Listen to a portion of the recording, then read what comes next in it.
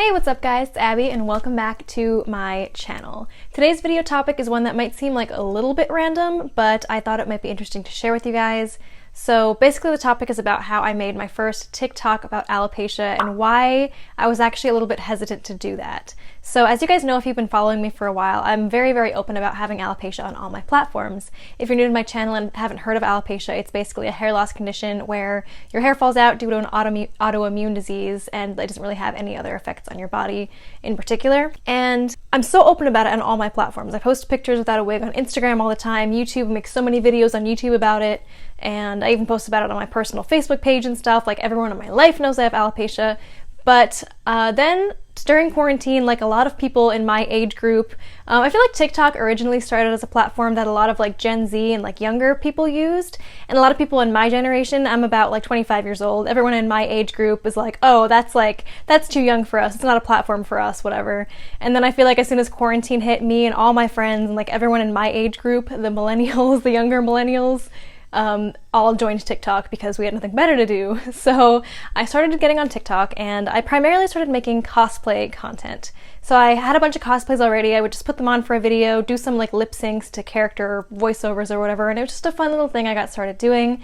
And then before I knew it, I started getting a lot more followers on there than I ever would have expected to get at that rate. I think TikTok is a really great platform for gaining followers at a very fast rate because I think their algorithm really shows your content to a lot more people, whereas on Instagram and YouTube it's really hard to gain new followers because your content is mostly being seen by people who are already subscribed to you and already follow you, whereas TikTok has a way to like promote your content to anyone who might potentially be interested in it. So if I post a lot of cosplay content, for example, it would, even if other cosplayers don't follow me, if other people seem to be interested in cosplay content, they will boost that content to the audience that seems to like cosplay, and you can get a lot more followers that way, way more quickly, whereas other platforms like Instagram, for example, it seems to be a lot harder to gain followers more quickly. So basically I started to get a lot of followers at a very fast rate. I seem to be getting about 1,000 followers per week since I started. I'm a little over 5,000 followers now, and I started about 5 weeks ago or so. So basically 1,000 followers per week, which is more than I have on like any other platform. Like on YouTube I have about 6,000 subscribers now, but I've been making YouTube videos for years,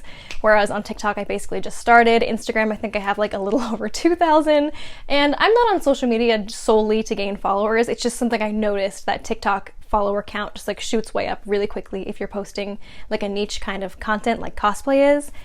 So then suddenly I just had like a bigger platform than I expected to have on there, so suddenly it felt like a little bit more pressure to make good content, make content that will like keep my new influx of followers happy and interested and engaged and like wanting to stay following me.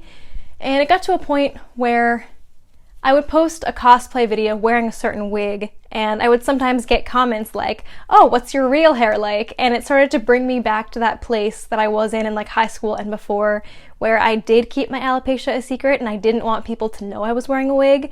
And back in the day, if somebody asked me a question like, oh, what's your real hair like? Or is that a wig? I would be like, no, this is my real hair. Like, this is my real hair. And just like kind of try to keep it a secret. And getting questions like that on my new cosplay TikToks, like what is your real hair like, started to really bring me back to that mindset. And it was kind of like, it's not like I actually was fully getting back to that mindset, but I felt that same kind of feeling coming back to me, like, how should I respond to this person? Should I outright say, like, this is a wig, I'm actually bald? When I tell people that I have alopecia, I like to tell them in a very particular way because I really strongly feel if you're insecure about having alopecia and you're scared of how you're going to tell somebody, you can really affect the way they're going to react based on the way you tell them. If you make it seem like a big sob story or like something so horrible, then that's going to affect their viewpoint of it, and they're probably going to react the same way. Whereas if you treat it like it's no big deal, then they're more likely to feel like it's no big deal as well.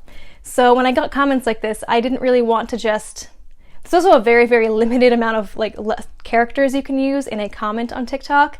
So I felt like I didn't have enough space in these comments to reply to people and explain in a way that I was happy with, like what alopecia was, that I had alopecia, that I'm actually bald, all this stuff. It's just like, I didn't know how to handle that in a comments section on TikTok. So because I also didn't want to get into the habit of like keeping it a secret and not telling people about it on TikTok, I decided I needed to make a TikTok about alopecia as soon as possible before I fell into that like headspace of insecurity that I used to have with my alopecia.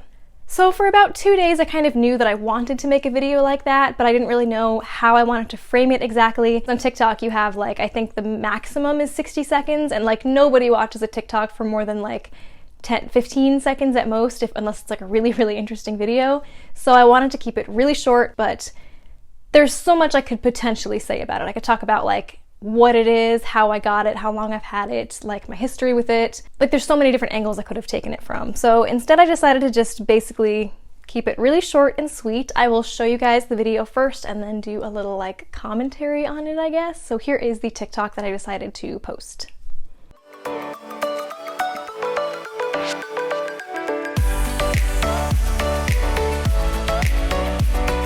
So I filmed that spontaneously one day. I was like getting ready, putting my makeup on, and I decided to film a little tiny clip of myself with no wig and no makeup. And then I filmed a clip of myself with makeup and no wig, and then just like switched on to a couple different wigs. I have my Coty in a blonde color, and then I have this wig, which is May by Noriko in brunette, which is like a Cappuccino, I think is the name of the color. The premise that I basically gave the video with captions was like, this is how I look normally with no makeup, no wig. I used to be insecure about it, but now I decided to have fun with it, treat it like a unique feature, and decide to switch it up all the time. So I posted that video, and I was honestly really, really scared of how people would react to it. Because like I said, I had built up a relatively large platform, at least for what I expected, just starting out on TikTok. I already had a bunch of followers on there, and I wasn't sure how they were going to react because it was like 5,000 new people that followed me for my cosplay content. I was in the back of my head, I was thinking like they're gonna see this video and be like, what is this? This isn't what I followed her for. This is so weird. I'm gonna unfollow, whatever. I don't know what I was thinking. It really, really brought me back to like the very, very first time I ever posted about alopecia on my Facebook page. Back in like when I was 19 years old or something was when I decided to open up to people about having alopecia. I ended up making a post on Facebook about it, telling as many people as possible, and I did the exact same thing back then. I expected the worst. I thought people were going to like think I was weird, just like completely ignore the post, but I ended up getting so much support on it. But I kind of went back to that same exact mind space when I decided to post the TikTok. I was really thinking that people were going to react negatively for some reason. I thought people would leave hate comments. Because the other thing about TikTok is that because it does show your content to such a vast audience, you have a potential to gain a lot more followers, but then there's also a potential for it to reach like trolls or negative people on TikTok who are bound to leave hateful comments. And it's not even just people who are trolls, it's also a lot of younger people who, I don't know about you guys, but I feel like in general, a lot of people when they're younger, they're just a little bit less compassionate, a little bit more judgmental. Maybe it's just because you're at a younger age and you haven't like met as many different types of people yet, so everything is just like potentially weird to them. Not that all young people are automatically judgmental. I don't want to say that either. I don't want to just like use that negative stereotype across the board, but I think that there's more like potential for that with a younger audience. So I was definitely kind of scared of like what kind of people this video would reach, what kind of comments I would get on it. I honestly thought I would like lose the followers that I had. I don't know why. My mind always goes to like the worst case scenario in a lot of things in life, and this was just another example of that.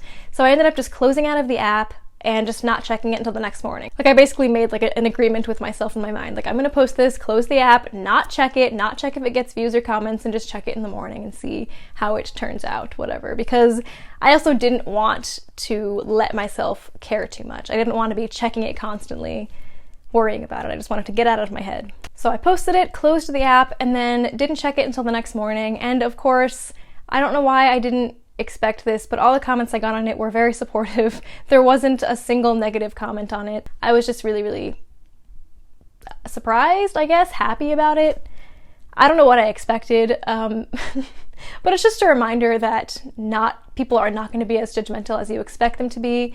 And I really thought I knew that by now, but I guess with just a different type of demographic on TikTok, there are a lot of different people on there and a lot of like troll accounts and people who are just rude on there for no reason, like there is on every social media platform. But there seems to be a higher potential for it on TikTok because your posts do get boosted to a much broader range of people. So I was just afraid of like what that would bring to the video. But of course, it ended up being very, very overwhelmingly positive, and I'm glad I did it. But it's just very interesting to think about how, even though I am so open about it on all my other social media platforms, I was actually a little bit afraid and hesitant to post it on TikTok because there is a whole different type of demographic on there, different from any other platform I've used before. So I just thought it was interesting to share that mindset, because I haven't really had that mindset for years. I openly post pictures with no makeup, no wig on both YouTube and Instagram, and don't even think twice about it anymore. So to have hesitation on TikTok for some reason was just really interesting to think about.